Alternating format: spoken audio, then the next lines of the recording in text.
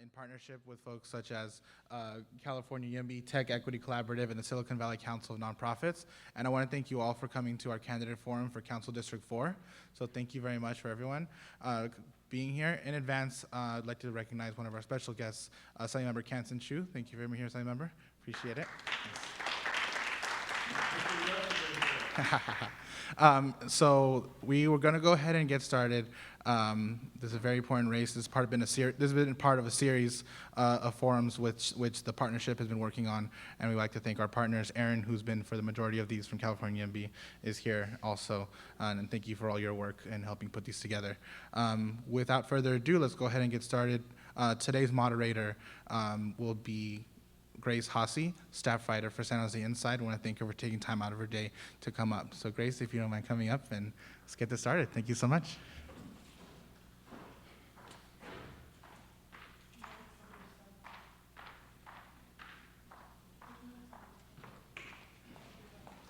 Hello, everyone. Let's go ahead and start by introducing our candidates. First, we have Attorney Jamal Khan, current D4 Councilman Lan Diep, Berryessa Union School District Trustee David Cohen, and Employment Rights Attorney Tran. So before we start, just a few reminders. We want to thank Create TV for having us tonight. They will be video recording tonight's forum, so please try not to clap, boo, shout out anything. If you do, you may be asked to leave. We will be taking questions from the audience. You may have gotten an index card when you came in. Go ahead and fill out your question, and one of our volunteers will come and pick it up. We will go ahead and go through the questions and make sure the ones that are duplicates will be prioritized, first of all. If we don't get to your questions, they will be sent to all the candidates, and we've been asked them to respond via email. Lastly, the video recording of the forum will also be made available on SB at Home's Action Fund website, which is www.siliconvalleyathome.org/actionfund. So first, we're going to start off with the candidate opening remarks. And we'll go ahead and start with Jamal. Jamal, can you tell us a little bit about your first housing experience? That can be maybe your first apartment, your first home you bought, something like that. Sure. When I basically grew up here in the South Bay, and then I went to college and law school, and my housing there was basically just on campus or near campus. So my first real housing experience was after I finished school, and I lived in D.C. for a couple of years. And D.C. has been going through a lot of changes that are similar to what we're seeing here in the South Bay with gentrification and so on. And I basically ended up living in a living room in someone's condo for the 2 years that I lived in D.C. And I'm generally a low maintenance guy, so I didn't really mind it too much, but I can imagine, for someone looking forward who wants to get married, who eventually wants to start a family, I could see that being something of an issue. And so that was my first real housing experience that showed me that people who are people in the Bay Area, people in other places, the North Bay in San Francisco, in D.C., in New York, the challenges that they're facing as you have further development and gentrification and places where there are a lot of jobs but not so much housing. So that was my first real experience. Also, I forgot to mention the time limit is 2 minutes. Where's our timekeeper at? Right here. Okay, thank you. Sorry, continue. Okay. And how much is left? 1 minute left. Okay. And I know it said candidate opening remarks. Like, am I allowed to introduce myself? Yeah. Okay. My name is Jamal Khan. I went to K through 12 schools right here in the South Bay, and then I attended the University of California, Berkeley, and then Harvard Law School. And I've worked for Catherine Cortez Masto, who became the first Latina U.S. Senator in American history. And I also worked for Nancy Pelosi, Kamala Harris, Sam Liccardo, and the White House during the Obama administration. So that's just a little bit of a background on myself. And I will close with that. Thank you.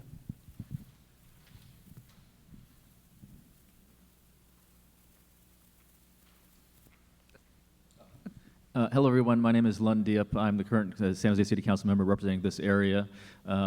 Prior to being a council member, I was a legal aid attorney. I got my start helping Vietnamese fishermen and shrimpers down in the Gulf Coast for 2 years in Mississippi after the BP oil spill. I came back, did a quick stop by the Obama campaign in Las Vegas and helped organize for that race and helped him win re-election in 2012. Came back, continued legal aid work as a workers' rights attorney. And then Assemblymember Chu, or then Councilmember Chu, vacated his seat for the Assembly seat, and so I ran for this seat and fell short by 13 votes, and then I came back a year later and squeaked it out by 12 votes. So now I'm seeking a second term because I feel we've done a lot in the last 3 years, and there's more left to do. But more on that later. To the question about the first housing experience, I grew up in Houston, Texas, and first housing experience, my vague memories of my parents' first apartment in Houston, Texas, and is a one-bedroom apartment. I remember a TV that had just a knob, no remote control, and I think it was black and white.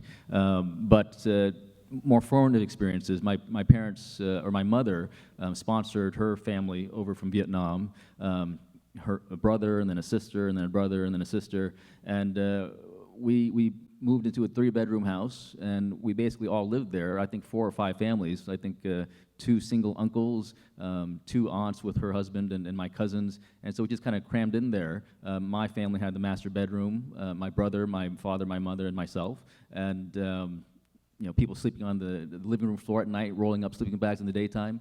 So that, I would say, is my kind of formative housing experience. So I understand the impact of shortage in housing here in the Bay Area, and San Jose particularly. All right, thank you.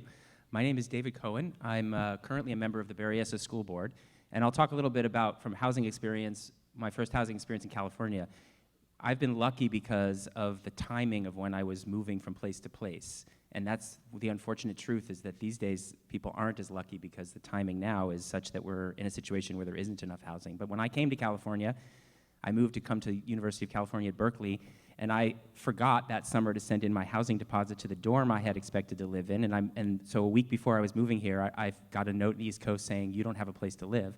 So I flew to Berkeley and spent a week walking around to open houses to look for a room and a house to rent, which I was fortunate enough to find, and it was affordable enough at that time. These days, I don't think it would be possible to move to Berkeley without housing a week before school starts and find a place to live, just like now it's not possible to come into Santa Clara County and find a place to live if you're on a working class salary. And that's one of the reasons I'm running for this council seat, is because I'm concerned about how our kids will be able to afford to stay here, how our families will be able to have a place where they can visit their grandkids. All of our families are moving out. Our school district, as a school board member, I see the effect of this on our teachers and families and how many people are fleeing the community. Our district has shrunk by 20% over the last 13 years that I've been on the board, and that's because families are moving to the Central Valley or out of state. They can't afford to stay here anymore and raise their families here. It's a really important issue, and our current council has failed miserably when it comes to building affordable housing for our residents. And it really is, I would say, argue, other than climate change right now, the primary challenge of our day here in this area is how do we solve the affordable housing crisis, and we'll have a lot of time to talk about that in this forum. So thanks for hosting it. Come on in, everybody who's hanging outside. Good evening, everybody. My name is Tran, and I'm running to represent District 4 on the San Jose City Council. I'm running for City Council because when it comes to housing, our council has its priorities backwards. What we know right now is that homelessness has boomed 42% over the past 2 years alone. Many people are struggling to stay here right now because a family making up to $94,000 in San Jose is considered low income. Over 25% of the people who rent in Berryessa are considered severely cost-burdened renters, meaning that they spend more than half of their income on rent. Now, despite facing these challenges, the principle behind the council's decision so far has been to feed the profit margins of developers. Just a few weeks ago, our council, including our incumbent, voted to give away $67 million in fee waivers to high-rise developers in downtown. These are fees that would actually have gone towards addressing affordable housing. These are fees that go to our parks. My experience and my perspective on housing comes from my own experiences. I actually have been a renter in San Jose the entire time that I've been here, with the exception of a short period of time when I was actually living out of my car. And what got me out of my car was a person named Ash Kalra. When I first met him, what he told me was, I'll give you 2 months, no charge, no rent, and let's just see what happens. I stayed with him for 3 years, using that time to stabilize my life and turning things around. And I was able to, at the end of those 3 years, I took the LSAT and I got into law school. Now, I'm also worked a lot on housing when I was appointed to the Housing Commission 2 years ago. On the Housing Commission, we knew we had to protect the citizens of this city. And so that was my focus, and we'll talk a lot more about that when we get more into the details. Thank you. Okay, so for our next 2 questions are going to be about San Jose's general plan, and we will start with Councilmember Diep. You will have 2 minutes to respond to these questions as well. So the city is embarking on a 4-year review of its general plan, which will provide the opportunity to review several key policies that impact housing development. We expect that these 2 issues will be considered. The first question is that San Jose has often stated that it is jobs-poor, housing-rich city, and its general plan includes projections and policies that favor jobs. The jobs are now coming, according to city data. Developments that would house more than 50,000 jobs are now in the pipeline. At the same time, only 7,000 new homes are in process. As Google plans to come to San Jose, some have called for it to build as many as 14,000 new homes for the planned employees. What do you think the city's role is in planning for homes for the new employees? I think the city should encourage it, and that's exactly what the council did a week or 2 ago when we did those fee waivers that we was talking about. In terms of the jobs coming, we are a jobs-rich, or jobs-poor city, housing-rich. We're the 10th largest city in the United States, and yet in the daytime, our population shrinks. People go off, they leave San Jose, and they go to Palo Alto or Sunnyvale or San Francisco to work, and they take their lunch money with them. They take their sales tax dollars with them. And so that's why San Jose has trouble funding good roads, good libraries, good parks, relative to Cupertino, that has the Apple spaceship, that has a bunch of employees there that just spend money and keep it in Cupertino. Every time you buy an iPhone made in Cupertino, you're paying for their parks over there. So by bringing more jobs into this area, we will help create that kind of financial backbone to help right the course of the city. We assume, there's this assumption that the more jobs that come here, there's this greater need for housing, and that is true to a certain extent, but there are people living in San Jose. For instance, in Google, they say that I think at least 40% of their workforce live in the South Bay. So by bringing the jobs to San Jose, we would be saving people living in San Jose from having to commute up to Mountain View and make the shorter commute, reducing traffic on our freeways. And it's all kind of interconnected, but the role of the city is to incentivize more housing, and that's exactly what we've been doing.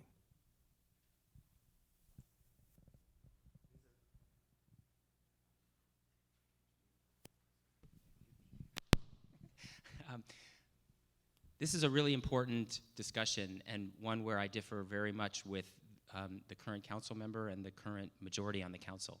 Our city has lived under a mythology recently of being jobs poor, when in fact we have 1.25 jobs per resident in this city. That's a little bit lower ratio than some of the cities around us, but we actually are really, really housing poor in this city, as we are in the entire county. And we need to work regionally to solve that problem, but San Jose has an obligation to do that. And I think the next question will be more about zoning, but when it comes to making sure we do the right thing in San Jose, we have to be flexible on our general plan, and we have to rethink our general plan and make sure that we are building enough housing for the residents of this city so that we can have a viable, sustainable community in the long term. My big concern for San Jose is what San Jose will look like in 20 years if we keep building market rate housing and no affordable housing. The people who work in our schools, the people who work in our city, the people who work in our restaurants, the people who work blue-collar jobs are commuting from hours away to live here, to work here. They'll have to live elsewhere. They can't afford to live here. And a vibrant city, if you go to the vibrant cities in the United States, the other 9 of the 10 largest cities, they have communities that are integrated with people who live in housing that's inclusive, where people of blue collar and white collar are living together, working together. And if people are living 2 hours away and those cities are growing, eventually they'll be working 2 hours away and there won't be anybody to work here in San Jose. And I'm concerned about how San Jose looks if we continue along that trajectory. So we have to, I'm very positive about Google's development because Google is offering to provide housing along with it, building near transit to make it easier for people to come and go. And so, but we have to hold them firm to their commitments and make sure that the proper amount of housing is built and that there's enough inclusionary, affordable housing in that development as it goes up. Our job isn't to focus on how we house the employees. Our job isn't to focus on how to house the employees from these companies. Our job is to focus on how we can ensure that all the residents of this city are taken care of. And we can do that through a few means. All right. One is enacting the commercial linkage fee. That was a policy issue I focused on when I was on the Housing Commission. And I, along with my colleagues on the commission, were able to come together and support this idea. It is a one-time fee assessment on new commercial developments, such as the development that Google that will go towards affordable housing. The second thing we should really do is roll back $67 million in fee waivers that was enacted. Because right now, all the developers have all the incentive in the world to build here. Over the past 2 years, we have built thousands of market rate production units. But in terms of our goals for affordable housing, we have a goal of building 10,000 affordable housing units in San Jose in 5 years. In the past 2 years, we built 243. We don't need these incentives because people are already building here. Now, the last thing we should do is we should actually try to work with developers about figuring out how our processes can be made more efficient. Because right now, a high-density project can take up to 5 years to be done. Half of that time is just on getting permits and planning. If we can make a process more efficient, then we also make it more cost-effective, without having to give up the fees and the resources that actually go to addressing the problems we face right now.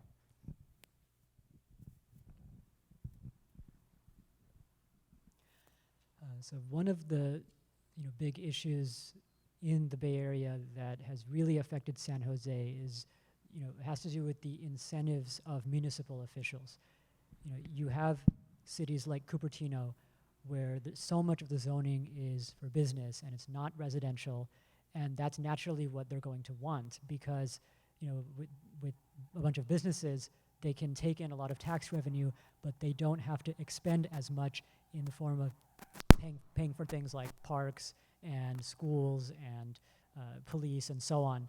And so for the greater fiscal health of their cities, that's their incentive.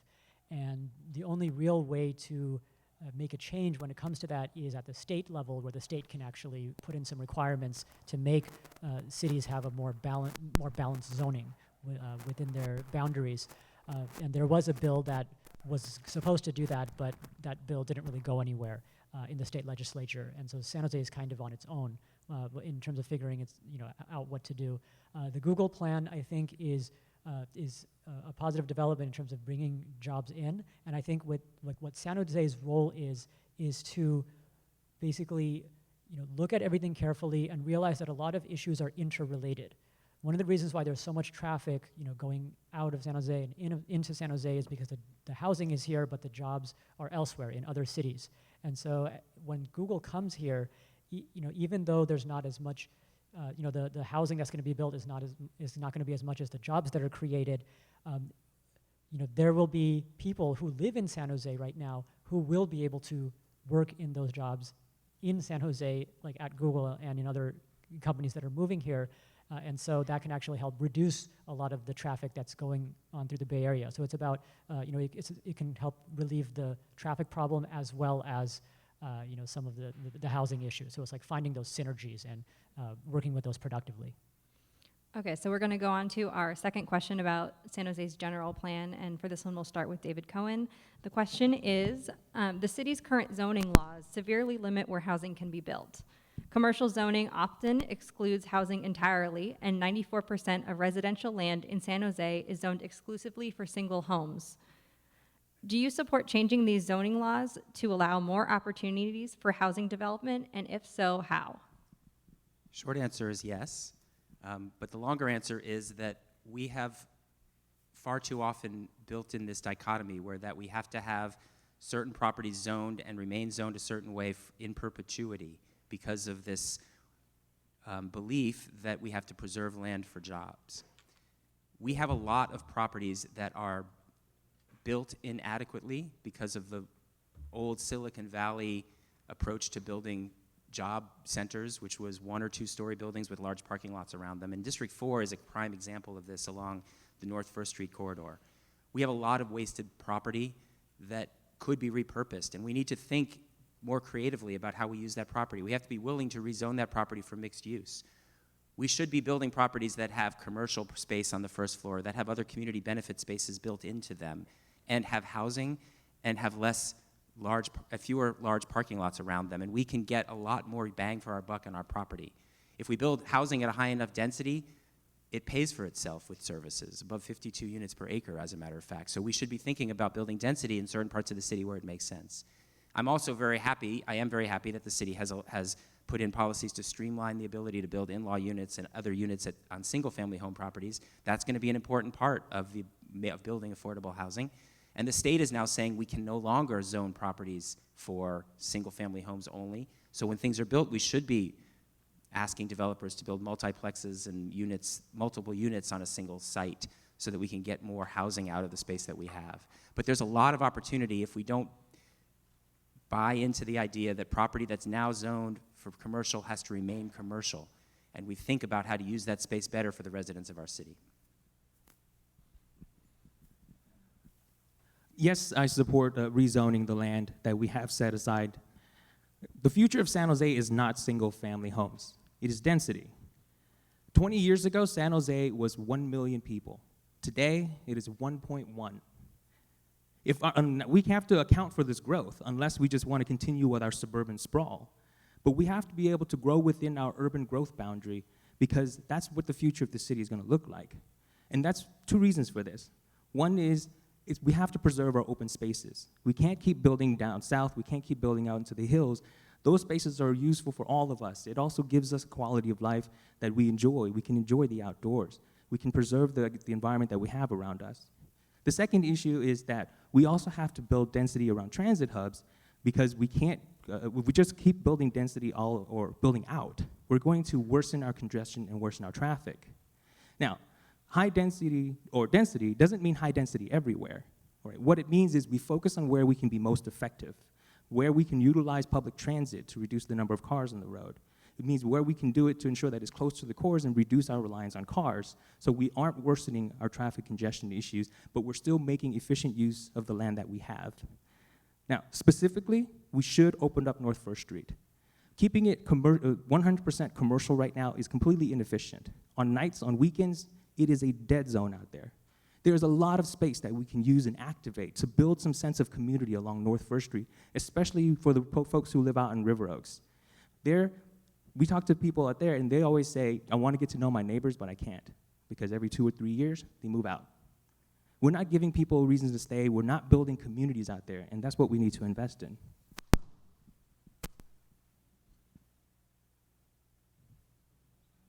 You go first. So I think looking at the issues of zoning, I think just if you take a sort of a bit broader view, we're not in the 1960s and 1970s anymore, where a lot of the construction was done, because back then that was before Silicon Valley became Silicon Valley. It was just fruit orchards, and so it was just a different time. And what the time that we're living in now, given the economic explosion because of all the big tech companies and also certain other considerations, it's just, the future, as another candidate mentioned, the future is not in these, single, just these single houses. It has to be something where, it's something that's more dense and that's located close to public transit. That's the vision we need to take going into the future.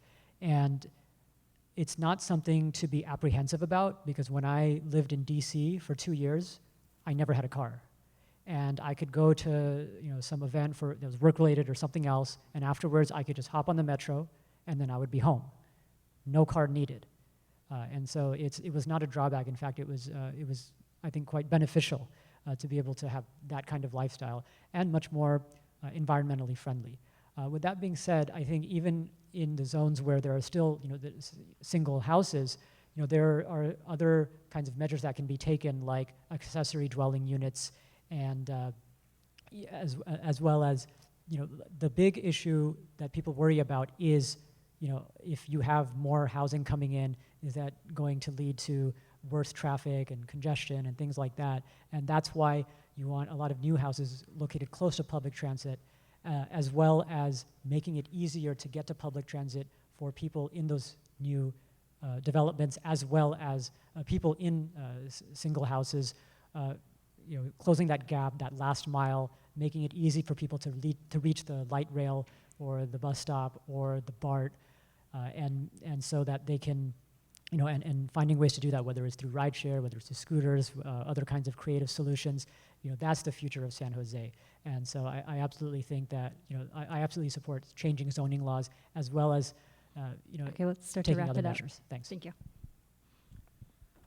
So in regards to zoning, I agree that we should revisit our zoning. I'm from Houston, Texas, my hometown, and there's absolutely no zoning in Texas. The market reigns. Or no zoning in Houston, rather. So it can work, but here in California, here in San Jose, we have zoning. And so we play by the rules of zoning. We need to do it well and be thoughtful about it. I'll admit that one of the joys of being a councilman for me is having spent the last 3 years learning about zoning. It's intricate and it's can be confusing, but once you kind of get in there, that's kind of where the real meat of being a council member is. If you look at the city as a pie, our land as a pie, we have certain lands dedicated for parks, certain lands dedicated for homes, and the residential land, as was mentioned, 94% of it is for single-family homes. This is the type of home that has a front yard and a backyard. Only 6% of our land for housing is for multi-unit duplexes, fourplexes, apartment buildings. That's not enough, clearly. But the commercial land is extremely important. The industrial land is extremely important. A healthy city, a fiscally sustainable city, should have at least 20 to 25% industrial land, the land that is revenue generating. It's true that if you build housing at a certain density, you get a positive return on the housing. But for a house, a single family home, sewer, water, police, safety, all that consumes more than it chips in to the city coffers. And we as a city used to have 15. The council voted to protect Coyote Valley and South San Jose. There were 35,000 jobs set for that South San Jose. We're now down to about 12 to 13% industrial lands. And so we, as a city, the 10th largest city, are basically on our knees. We're wobbling because we don't have the employment lands to generate the revenue to sustain the growth in population, to sustain the services that we all know that we deserve. Okay, so for our next handful of questions, they are going to be rapid fire questions, which means you need to limit your answer to no more than one sentence. For this first one, we're going to start with Hui. Government funding and incentives are necessary to build housing that is affordable to lower and moderate income households. Significant subsidies are required when building permanent supportive housing for the homeless or housing for extremely low income families. Yet San Jose's housing department does not currently have a permanent source of funding. The city of San Jose is currently considering two potential funding sources, commercial linkage fees and a 2020 ballot measure. Do you support a commercial linkage fee? Yes, I do. It's a one-time assessment on commercial developments like Google, and we need the revenue. Oh, Jamal? Yes, I think it's reasonable. I support them in theory, but not in the context of San Jose right at this moment. So we should be in line with our neighboring cities as far as the commercial linkage fee. We have a commercial linkage fee that's about 1/2 of what San Francisco has and about 1/3 of what Oakland has. And so we should be, I believe, as a large city, charging our transfer the same as the cities around us so we can get the revenue. Okay, so the next question, which we'll start with Jamal. What type of revenue source would you support in a potential ballot measure? Non-residential parcel tax, vacancy tax, or a property transfer tax? I think that both a non-residential parcel tax and a vacancy tax are reasonable, but I do not support a property transfer tax.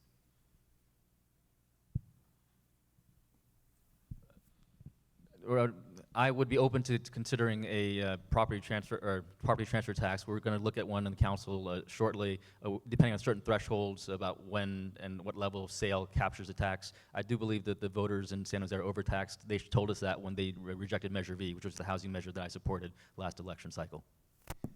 There's a lot of reasons why I support a vacancy tax, one of which is the revenue for the city, but the other is it discourages leaving properties vacant and where we get a lot of blight, and it will induce redevelopment on properties when we need more properties to be redeveloped.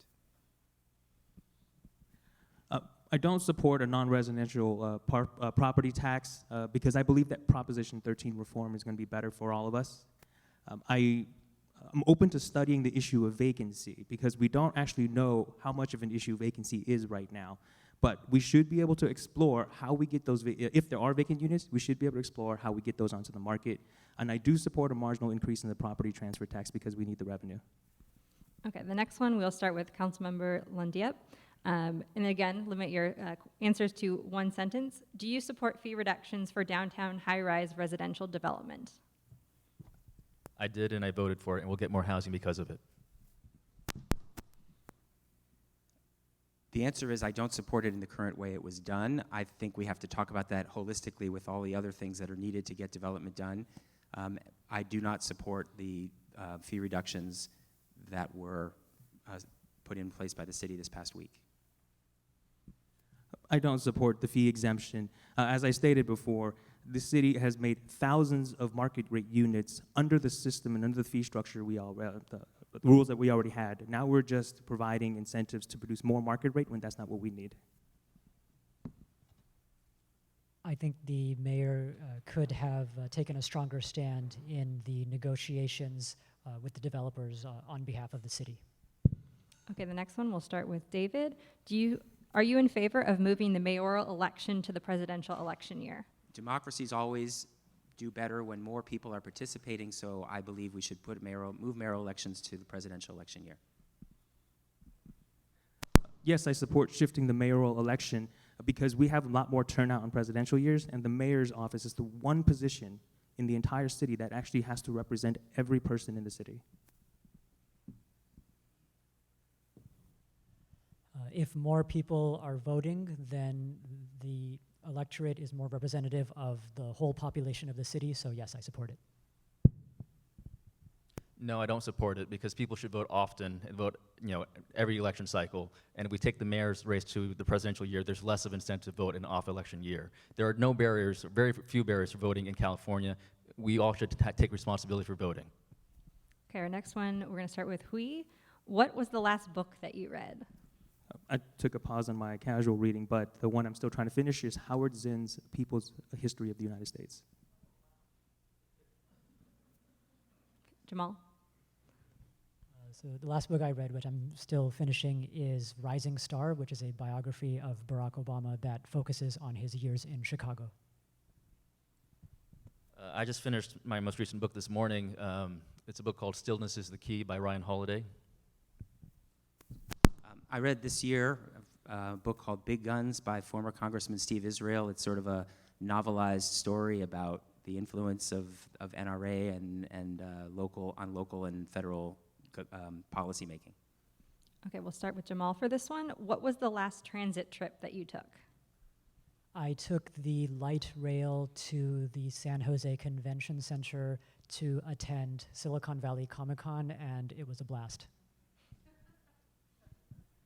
I also took light rail from City Hall to right about Campbell for lunch with some team members. I use BART regularly to go up to the East Bay, to Oakland Coliseum or to Berkeley or into San Francisco. I took light rail on the bus yesterday to get from home to City Hall to pull papers for this campaign run. Okay, next one, we'll start with Councilmember Diep. What's the best place to get coffee in San Jose?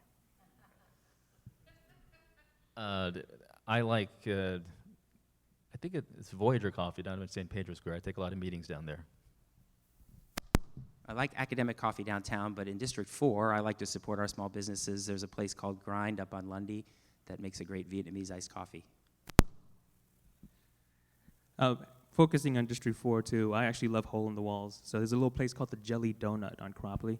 Small, sits about 8 people. It's a great place to hang out. I generally avoid caffeine, but on the rare occasions when, insomnia and everything, but on the rare occasions when I do drink coffee, I'm a pretty low maintenance person, so I just go to McDonald's. I think it works for me. Okay, this is the last rapid fire question, and we'll start with David. Would you support a tiny home village in your district, and if so, where? Yes, I think that all districts in San Jose should pull their weight and have a tiny home village. It's a really important thing. We have homeless people on our streets now, and having a tiny home village will give them a safe place. As far as where, there's a lot of options, and I don't know if I want to specify a specific location. Yes, I support tiny homes. We actually already have one in district. I want to see the rest of the city step up as well. Yes, and I think there are parts of Alviso that are not currently under heavy occupancy that could be promising. Yes, the city is building one open next week in District 3, not technically District 4, but right across from the BART station. So District 4 should have one as well. As for where, our options are very limited because we've inventoried the land and we don't have a lot of it. Okay, so our next question will start with Hui, and it's going to be on anti-displacement, and you will have 90 seconds to respond. Research shows that many households are being forced to move as housing costs rise. This is changing the nature of our neighborhoods and the community's character as longtime productive residents pack up and leave. How do you think the city can stem displacement? What measures would you support to address the displacement of residents as well as local businesses in San Jose? On the Housing Commission, this was one of the biggest issues that we had to try to tackle. On the Housing Commission, I was part of the coalition that voted to bring down the rent cap under the apartment rent ordinance from 8% to 5%. The councilman actually supported that as well, but he voted for every pass-through that would have made a 5% cap meaningless. I actually voted to support, I also voted to ban voucher holder discrimination, something that the councilman also supported, but also then gave a 6-month extension to landlords because apparently we can't learn quickly that you can't just say no to any person who has a Section 8 voucher right away. I also voted often to protect the Ellis Act, and this one is the reason why I ran, because we are finding ways to gut the requirements that developers actually incorporate affordable housing into their designs. And we're not focusing on how we can increase the supply. We're just trying to find ways to build and incentivize more market rate production, and that was absolutely the wrong approach. On the council, I'm absolutely going to be reversing the incentives that we gave to the high-rise downtown developers. I'm also going to be focusing on how we can restore the Ellis Act to ensure that we require developers to build affordable housing into their designs.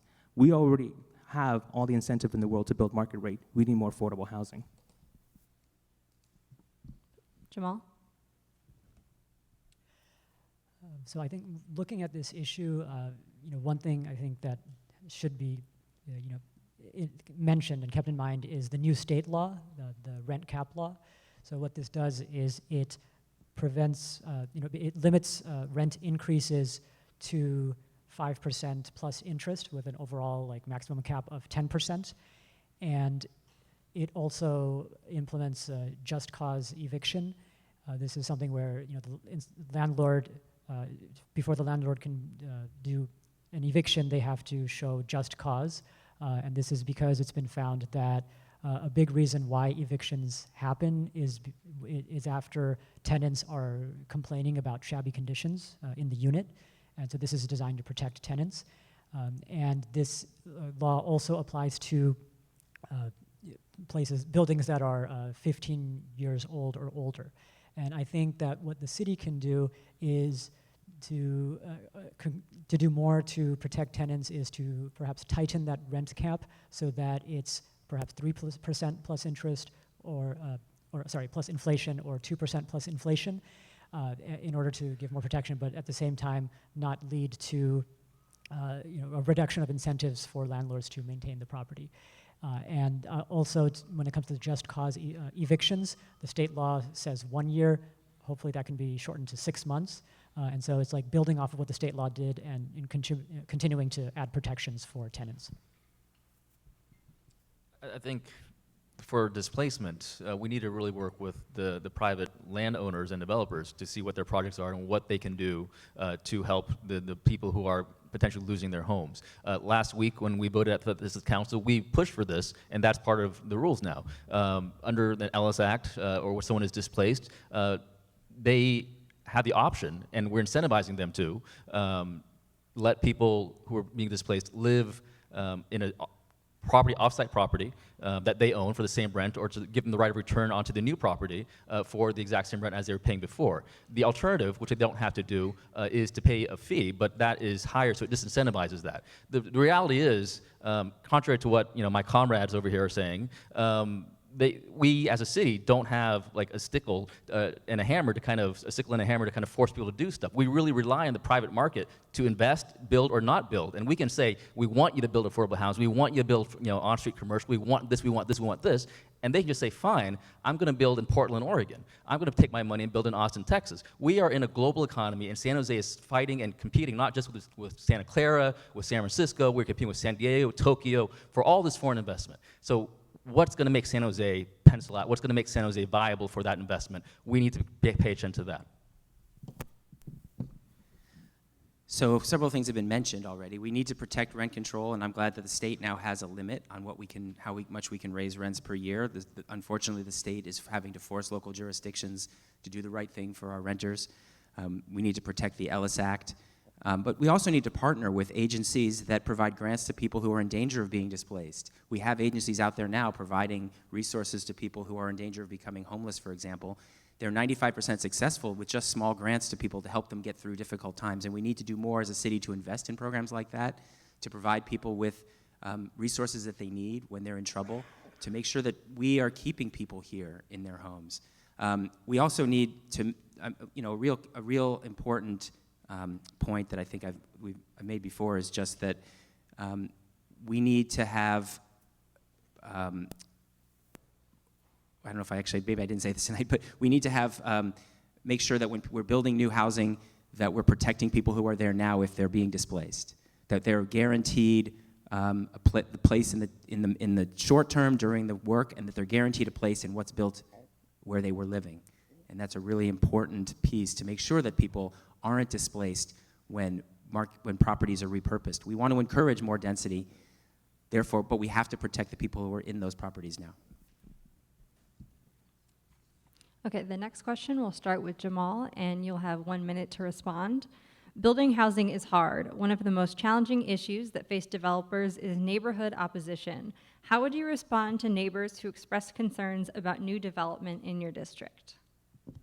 Well, the first thing I would say is, there's always that concern that, like what's going to happen to our property values if the supply of housing goes up, is the price going to go down? And I think, we've reached the realization that you don't really have to worry about that because there's so much demand for housing that's really, I think, something that people should not be stressing too much about.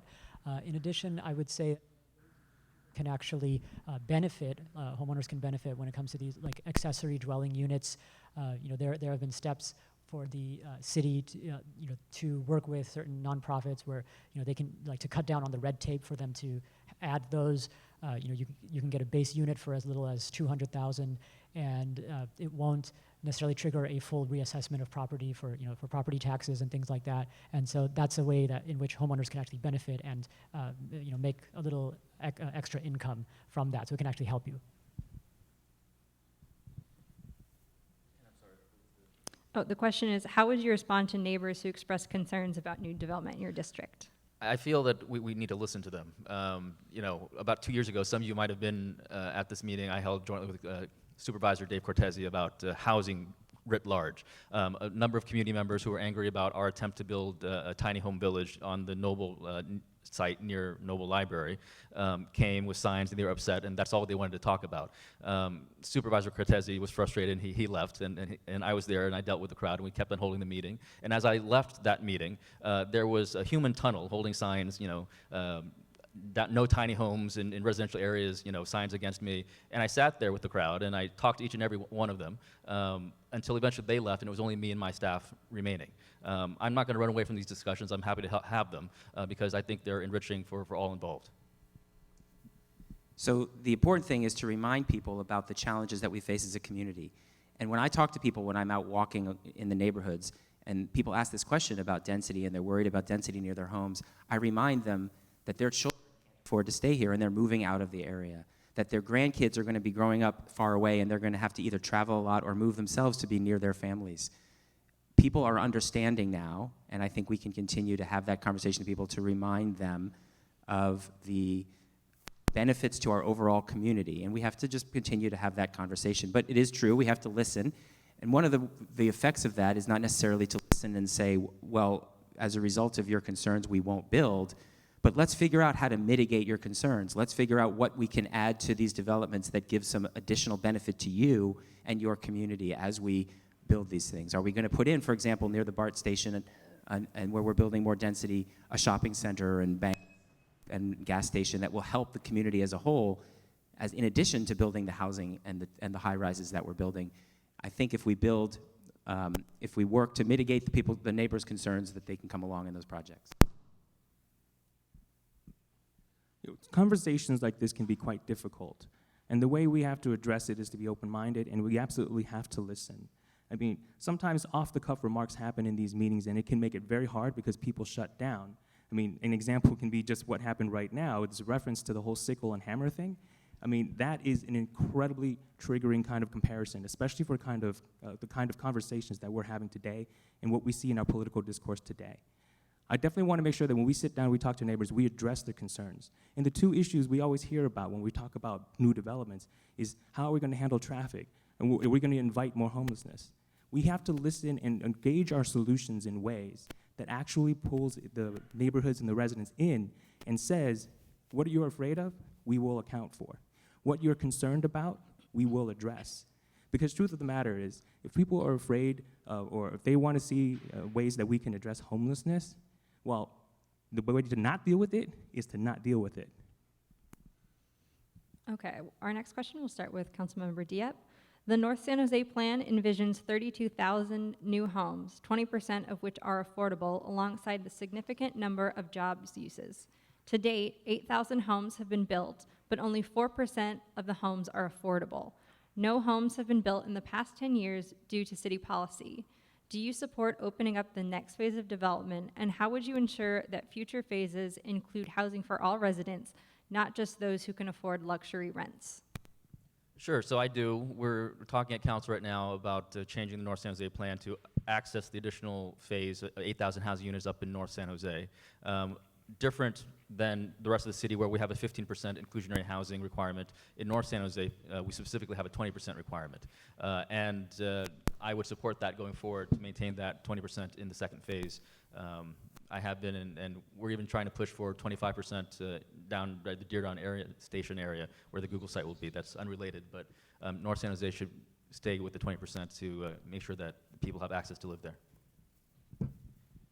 I worked in North San Jose for 15 years along North First Street, and I've watched the changes in that community, and I've been very concerned about the planning that's been going into North San Jose.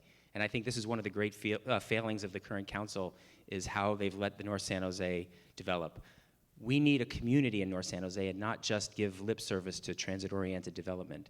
The idea is we're building development near light rail.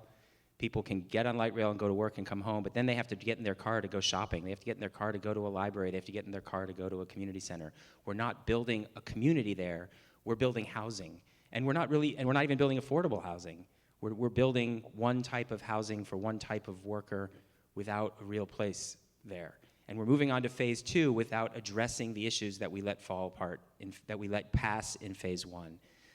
And then the other thing about how we incentivize the development of affordable housing up there is streamlining the process that developers have to go through. When I talk to the housing developers, their biggest concern is how long it takes from when they have a vision to when they can break ground on a project. We have not done enough as a city to figure that out. The answer that they give me when I talk to them is, look, if you shorten that process down, if you found ways for us to get these things done, we'd be happy to pay the fees and build the affordable housing because we could afford them, because we wouldn't be wasting years of staff time. We need to solve that problem, and then we can incentivize all the things we need in North San Jose. yes, I would agree with moving on to the next phase, but with conditions. Right? The question itself already presented the issue we face out in North San Jose. We have built 8,000 units out there, with only 4% of them intended to be affordable, meaning below the average median income for the area. We're supposed to try to make 20% our goal. We are now in a deficit just for this area alone. So how do we catch up? One of the things that we have to do is we have to start looking at places where we can do an actual set aside for projects that can be built there. And we can work in partnership with the county for that. The county right now has 21 affordable projects in the pipeline, 16 of which are in San Jose. Let's make space for that. An article just came out today that says that that our district has no affordable housing projects in the pipeline. We only have 18 affordable housing complexes in our district compared to our southern neighbors in District 3 and in District 5, which carry dozens more. We aren't pulling our weight. The second thing that we need to focus on is how we can build community out there, because we have empty parking lots and wasted space that does nothing to provide a sense of community for the people who are trying to build a home out there. So our priorities for North San Jose shouldn't just to be, let's keep building next homes. It should be, how do we build community and how we're actually trying to serve the people who want to live here in San Jose. I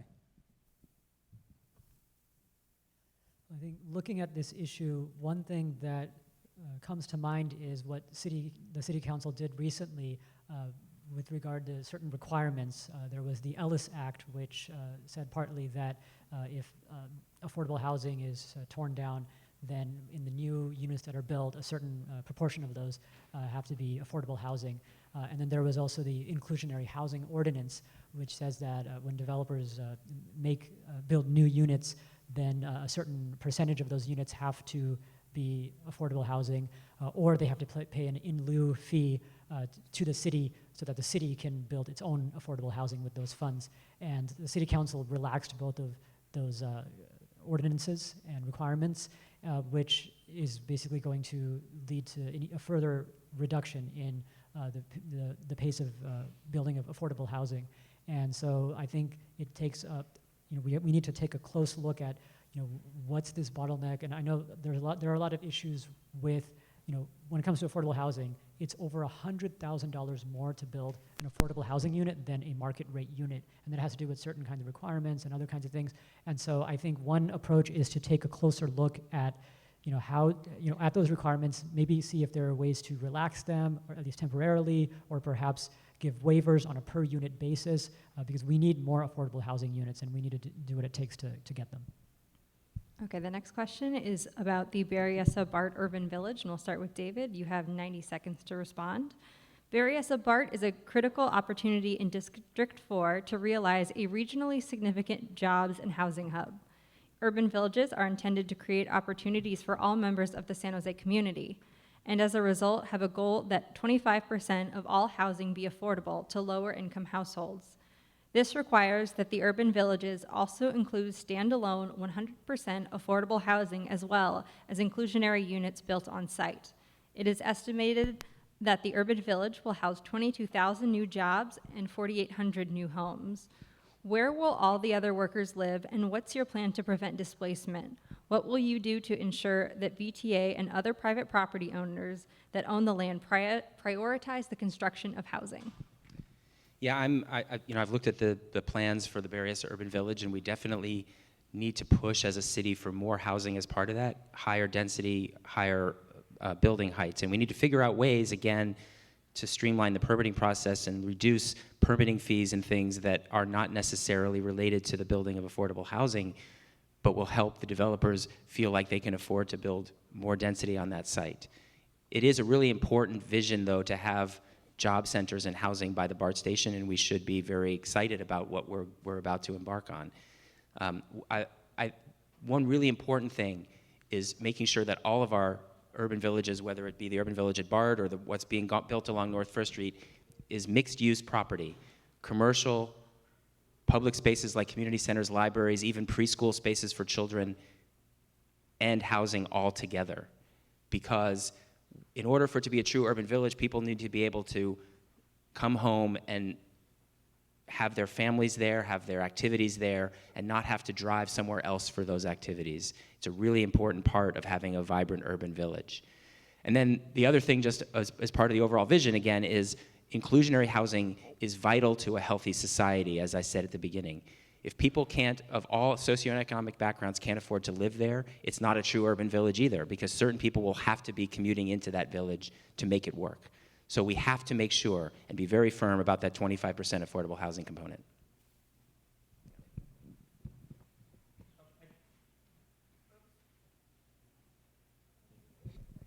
I guess I do need it. So I think I've tried to make it pretty clear here. I don't think we need to provide incentives for construction, for housing growth. Under the system that we already have now, with the kind of demand we're facing, people are going to build. They can make money. The developers are coming here and saying we need to make an extra 1% of profit. They're presenting models themselves saying that they can earn 4% profit margins on these multi-million-dollar projects, but yet we need 1% more of profit. That is not our job. Our job is not here to prioritize the profits of developers over the needs of the people. What we do need to do is ensure that whatever development occurs serves all people in the city of San Jose. So in doing that, though, we can help manage the process by shortening the permitting process, but also ensuring that we invest in the departments within the city that actually oversee the process. That's one of the issues that we face right now as a city. We cannot retain good employees. We try to hold on to an employee, but once they get trained and once they get their time here in San Jose, they leave for Santa Clara or for Milpitas because here, they're overworked and underpaid. But if they go to a neighboring city, these employees can get the same amount of pay for less work or get paid more for doing the same amount of work. So we lose the people who are supposed to oversee this process every 3 years when a high-density project can take up to 5 years. That's what we need to do to ensure that these projects actually get done.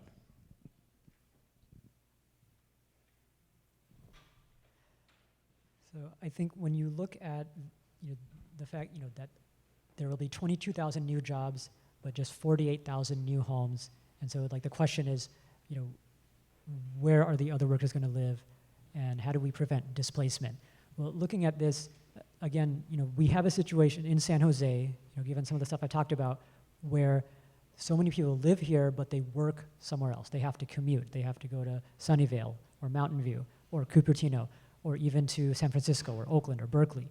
And if you have more jobs in San Jose, even if the number of new housing units does not match the number of new jobs, there are people who already live in San Jose who could end up working in those jobs that are in San Jose instead of having to do those long commutes, which is something that would increase their quality of life and would also make it so that it would reduce traffic, going out of San Jose and into San Jose. And so that's something that we would take a close look at, and also working with these partners to see, okay, what kind of jobs are available, trying to negotiate so that there are jobs available, that not only high income jobs, but also lower income jobs across the whole spectrum. So that way it's something that helps many different people from many different socioeconomic places to benefit. So we're building along a transit line, BART. So where are the people going to live? Hopefully they're coming to work in San Jose from Oakland or San Francisco, wherever else. I started early by saying that we have to reverse the flow of people leaving San Jose to work in the daytime and draw employees into our city to help stabilize our fiscal base.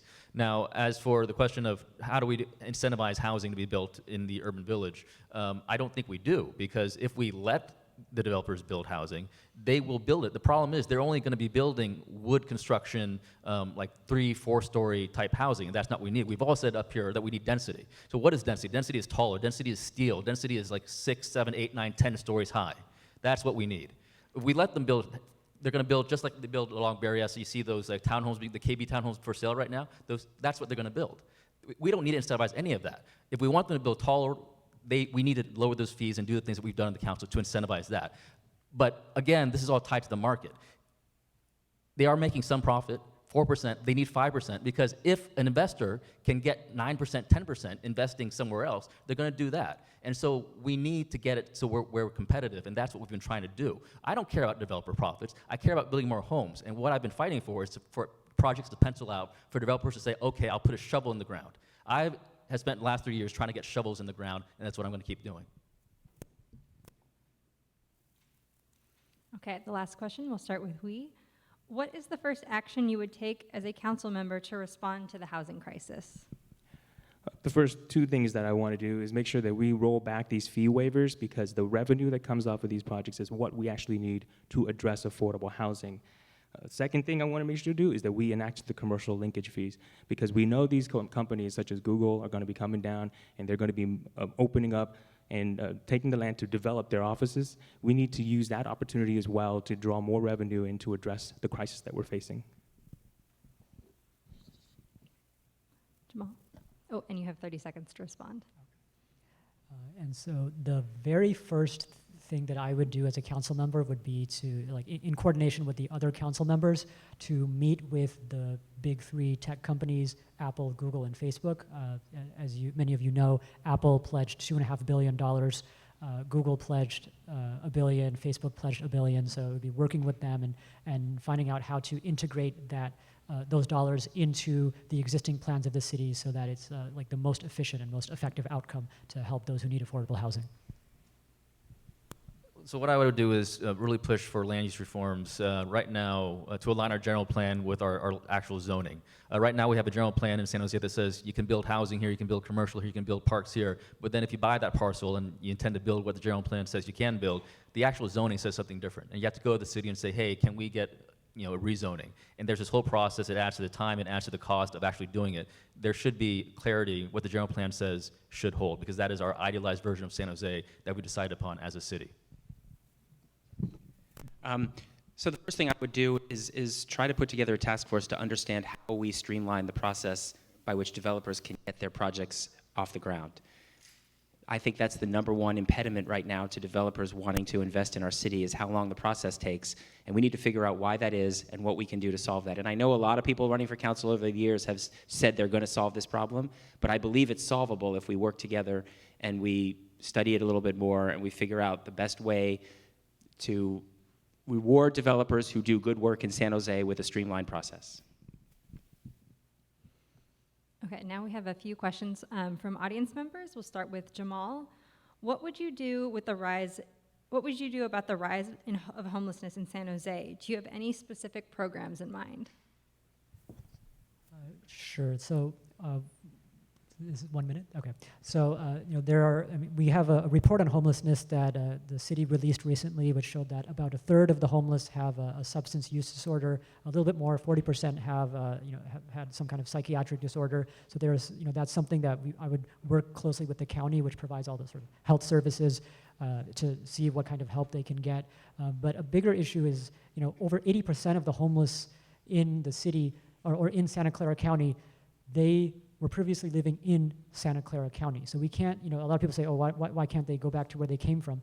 The place where they came from is here in Santa Clara County. And so a big part of it, of why many of them ended up homeless, is simply because there was a big rent hike, or there were issues where maybe there was a job loss or some other kind of issue. So that's why affordable housing is more important than ever to help alleviate the issue of homelessness. So there are no easy answers with homelessness. If there were, we'd already have addressed them. It's an ongoing, chronic issue. We've done some things incrementally. It's just a drop in the bucket, but we're trying to do what we can. Next week, we'll open a tiny home village, the first of its kind in our city, across from the Berryessa BART station. We've been doing safe parking spots at the city, where we have 3 community centers where people can sleep in their cars. We're encouraging churches and other houses of worship and businesses to do that as well. And we're investing in, and this is what I would push more of, investing in preventing homelessness from begin with. If somebody breaks their carburetor and needs to fix a carburetor, otherwise they'll lose a job, well, let's just pay to get the carburetor fixed, so they can keep going to work, they can stay employed and not fall into that vicious cycle of homelessness to begin with.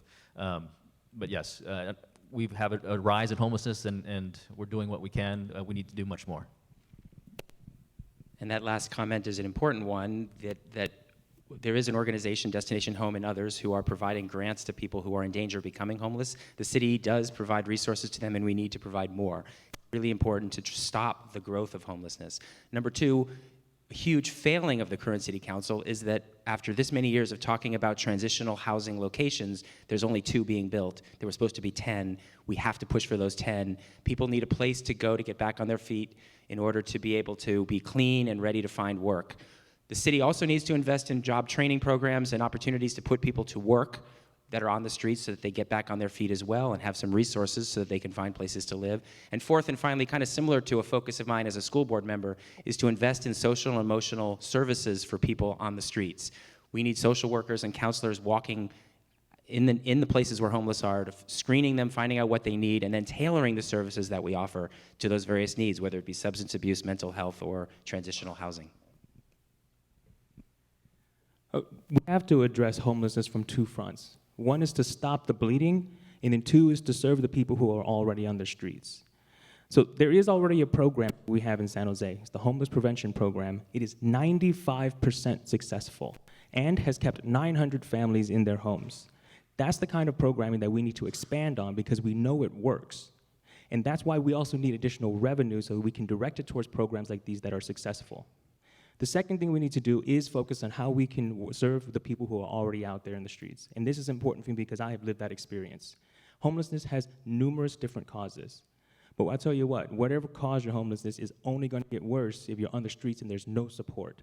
If you are on the streets because you have a mental health issue, guess what? On the streets, it's going to get worse.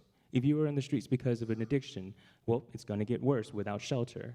So we have to be able to work with the county, which is able to provide and help build full wraparound services at permanent supportive housing sites, address those issues, and help stabilize the life of people on the streets. Okay, the next question, we'll start with Councilmember Diep. As a person in nonprofit world, I am not considered low income, but can't even get my own apartment as an adult. What will you do as a city council member to keep us here to do our job saving our community? So we need to build more housing. I think everybody agrees with that. I think we differ on how we do that. It is my view that we can't get affordable units unless we allow private market to build market rate units, because we have the inclusionary housing ordinance, which is currently 15% of your units have to be below market rate, rent restricted, tied to your income. And so we're piggybacking off private development. The alternative is to collect fees and dues and build affordable housing as a city, affordable housing projects. But the cost of land alone to buy that, for the city to buy that, to invest that, and to build, what, maybe 10, 20, 30 units, the timeline for that is just not viable for the crisis that we face now. We need the private market to step in to build housing, and then we piggyback off that. It's also a way to disperse affordable housing throughout the community. We don't want to build, communities that are like lower income relative to other areas that are richer. We want to disperse that equitably across the city, and that's, in my view, the way we have to do it. And that's why we can't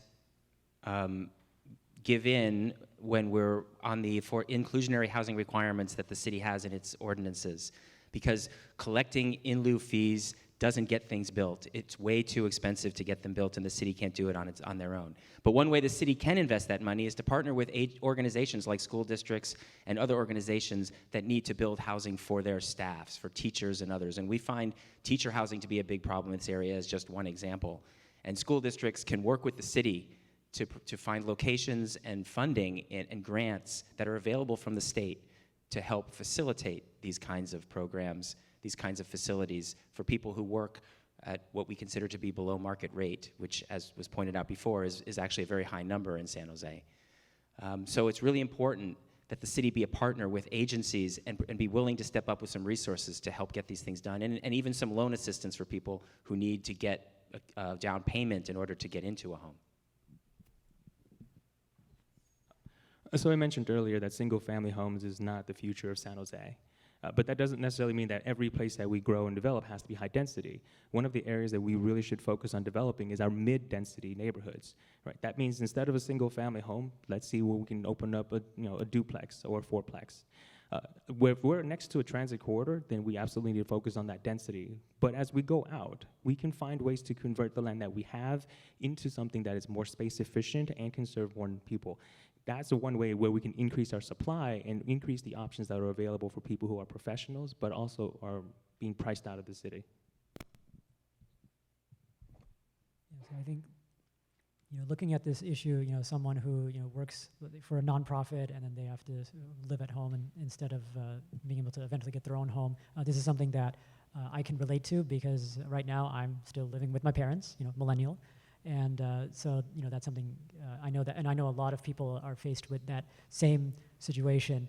And again, I think it has to do with, affordable housing. How can we have more affordable housing built? And, again, part of it is, looking at, we had the inclusionary housing ordinance, we had the Ellis Act, but that it seems like, they were having trouble building any housing at all. And so it's really a matter, I think, of looking at, affordable housing. It costs more to build a unit of affordable housing than market rate housing, and it's about identifying, why that is and how to fix it. Okay, this is our last audience question, and we'll start with David. If you were able to create a place for the homeless people in District 4, what would it look like for those unable to move into permanent supportive housing? I'm not quite sure I understand the question.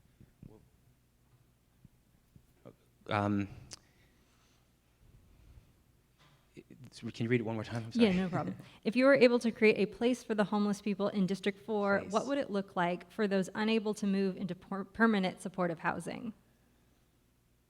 Okay, I guess I don't know if the question's about temporary housing, sort of the transient village kind of facility, but we need facilities where people are screened in order to be able to be there and make sure that they're getting the right services that they need.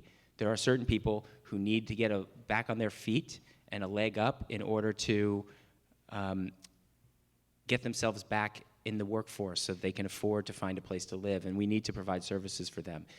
We also do need to work with the county, and in fact, one of the things that's been frustrating to me that as I've learned more about the city's response to this issue is there's a lot of state money on the table, and our city is way behind in taking advantage of getting grants from the state and services from the state that we can use to help with mental health care for people who need it, to help with substance abuse for people who need it. I talked with our state senator actually the other day about funding that they've put into the state budget and that San Jose is not tapping into. So we need to make sure that the city is getting resources for those who can't get into this kind of supportive housing and need extra service.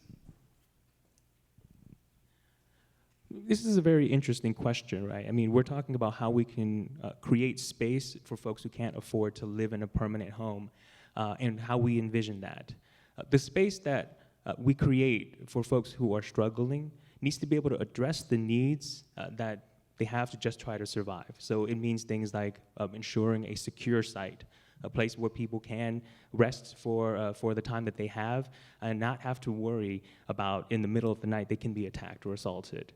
The kind of space that we should create is one that allows people to seek and get the services that they need to treat whatever conditions is holding them back from being able to stabilize their life. It also allows for people who are homeless to be able to communicate and get to know the folks around them, because one of the biggest issues that we deal with as we're trying to address homelessness is the fear. It's the fear from people who say, keep every homeless person away from my kids because I think they're nuts. Or the fear that says, you know what, I don't trust you and I think you're going to do something bad. But 2/3 of the people who are homeless right now are working or looking for work. Right? The people who are 83% of the people who are homeless, in Santa Clara County, their last known address was in Santa Clara County. These aren't strangers. These are people that we know. As we know from the city report, the majority of people who are homeless in the city are not there because of a substance use disorder or because of a psychiatric episode. It's because the rent was simply too high or they lost a job. And so those individuals, if they have enough help, they should be able to eventually find a more permanent, stable solution if it's available for them. And for those who do have a substance use disorder, I know a little bit more about this because I'm the founder of the American Opioid Project, which is a crowdsourced encyclopedia of the opioid crisis that will help the public understand how the crisis was experienced in all 50 states from a variety of perspectives. And one of the clear things that I learned in that process was you need to make sure that people have access to medication-assisted treatment, whether it's methadone, whether it's buprenorphine, whether it's naltrexone. Those can make a huge difference in helping people go on the road to recovery. And so I think that's something that we would have to work with the county on to achieve. I think that we need to create a space for people who are homeless and can't, transition on to at least live with dignity and feel safe, as was mentioned earlier, to not feel that, their possessions are somehow at risk if they close their eyes, that someone's going to come and steal it from them, someone's going to come and hurt them. I do feel, though, that right here in District 4, there's a person named Mama Faye. She's homeless, and we've put her on the first list to get housing, supportive housing, and she's refused it every single time for many years. So we have to somehow accommodate for them and provide them a space where they, I guess, feel not, trapped is not the right word, but for whatever reason, that they feel that they're more liberated and they feel freer being out in the cold, being out, undersheltered, and they prefer that lifestyle. We have to kind of address those concerns so that they are willing to come and get help and, be served in a way that hopefully will get them into an independent living style once again. Okay, well, those were all of our questions. Thank you all to all of our candidates.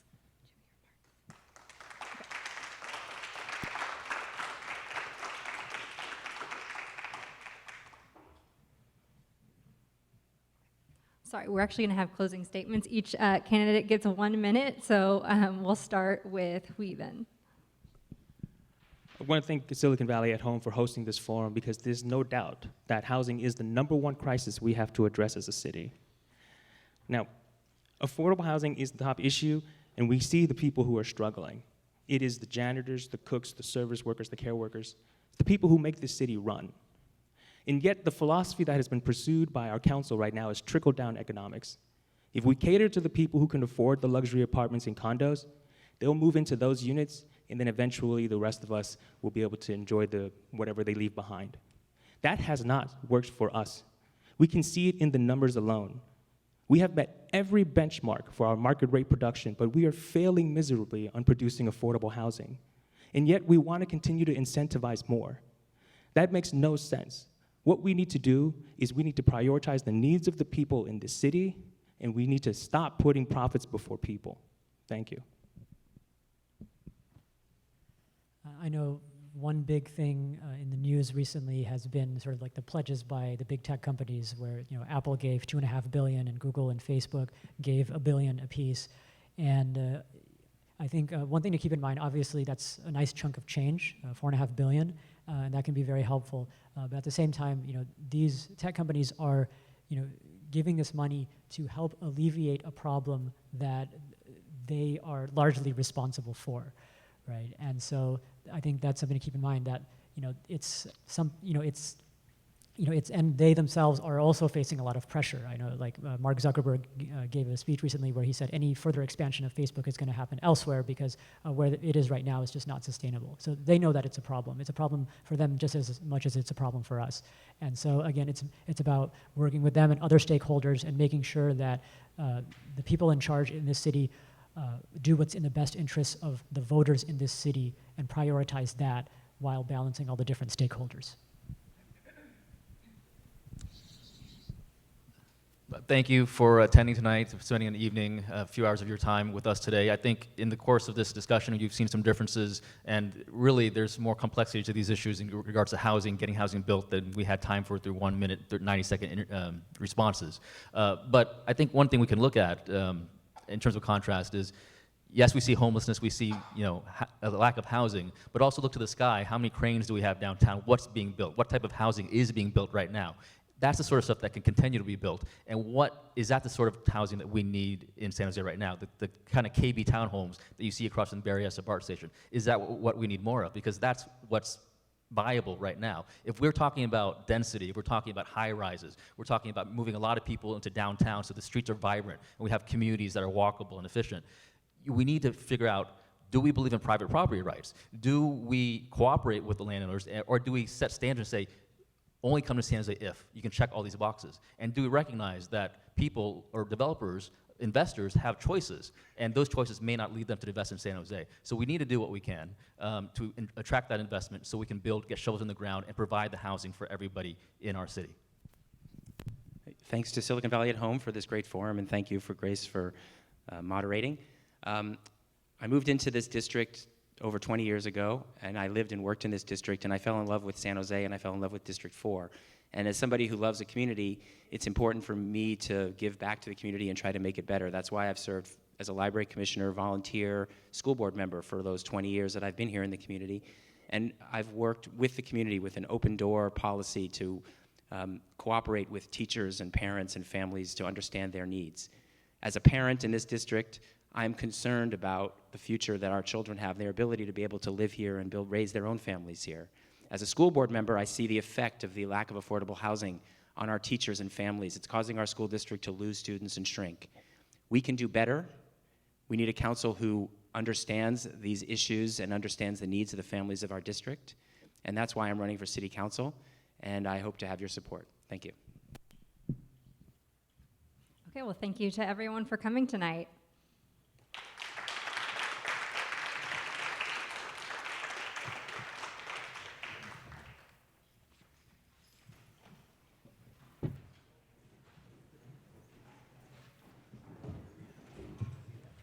One last announcement. Due to logistical issues, the food arrived late.